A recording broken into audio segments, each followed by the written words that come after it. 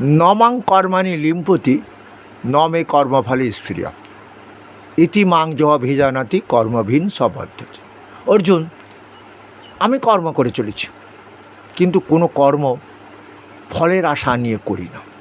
মহাপ্রভু এই যে নাম বিলিয়েছিলেন, দাঁড়ে দাঁড়ে পাপাহত কলিজীবদের কৃষ্ণ নাম ভজন করিয়ে তাদের পাপ মুক্ত করবে, কিন্তু দেখা যাচ্ছে তিনি সাকসেসফুল হলেন না। কারণ দেখা গেল আবার একটা ডাল বার হয়েছে, ফেকরি একটা গাছ তো মহাপ্রভু, কিন্তু মহাপ্রভুর গাছ থেকে ফ্যাকড়াটা বার হয়নি। ফ্যাকড়াটা বার হয়েছে, দেখো অনুকূল ঠাকুর এলেন। উনি কী করলেন? উনি বললেন, ভক্তরা বললেন উনি আমাদের গুরু, উনি ভগবান কৃষ্ণ।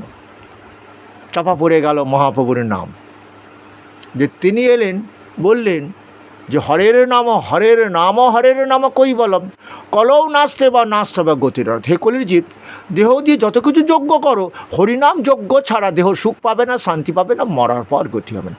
সেই অনুকূল ঠাকুরের দীক্ষিত ভক্তরা দেখতে পাই, মারা গেছে, ডেকেছে, গীতা পাঠ করতে গেছি, গীতা পাঠ করেছি, হরিনাম হলো, বেদ পাঠ হলো, তাদের পিণ্ড হলো, কিন্তু তাদের কিন্তু চরিত্র পাল্টাচ্ছে না। কিছু পাল্টেছে, বলছে যে দাদা তুমি ঠিকই বলেছ, আমি জীবিত থাকাকালীন অনুকূল ঠাকুরের দীক্ষিত নিয়েছিলাম, ওনাদের তুলসীর মালা পরার নিয়ম নেই, পড়িনি।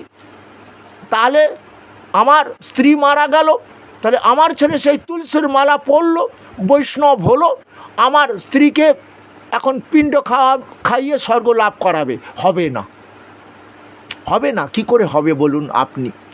যে দেহ গীতা পাঠ করেনি, যে দেহ হরিনাম করেনি, তাহলে যে দেহ তুলসীর মালা পড়েনি, হরিনাম, তাহলে এই দেহের মৃত্যুর পর আত্মা যাবে কি স্বর্গে, বৈকুণ্ঠে যাবে না? কোথায় যাবে? ভূত প্রেত হবে। ওই যে ব্রাহ্মণ শিখিয়ে দিল তোর মা মরে গেছে, তাহলে তোর মা পেতনি হয়েছে, পেতনি লোকে আছে, তাকে স্বর্গ লাভ করার চেষ্টা কর। তাই ছেলে বৈষ্ণব হলো, গলায় তুলসীর মালা পরলো। কারণ বলো, বৈষ্ণবদের প্রধান চিহ্ন তুলসীর মালা। কেন তুলসীর মালা? কারণ নম নম তুলসী কৃষ্ণ প্রেয়সী, কৃষ্ণ ছাড়া এ দেহ যেন কিছু না জানে, সবই কৃষ্ণ। মৃত্যুর পর সেই কৃষ্ণ নাম হয়, সেই গীতা পাঠ হয়, তার মুখনিসৃত বাণী সবই কৃষ্ণ। এটাই তুলসী শিখিয়ে দেবে। এই জন্য ছেলে বলছে নমশ্রী বিষ্ণু, নমশ্রী বিষ্ণু, বিষ্ণুকে স্মরণ কর খোকা।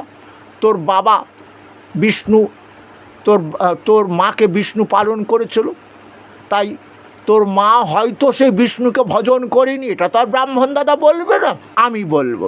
তাই সে যে বিষ্ণু আত্মারূপে ছিল তোর মায়ের মধ্যে, এই দেহটা দিয়ে সৃষ্টি করেছেন, দেহের মধ্যে থাকিয়া আত্মারূপে দেহটাকে সুখ দান করেছে। হ্যাঁ, আগের ভিডিও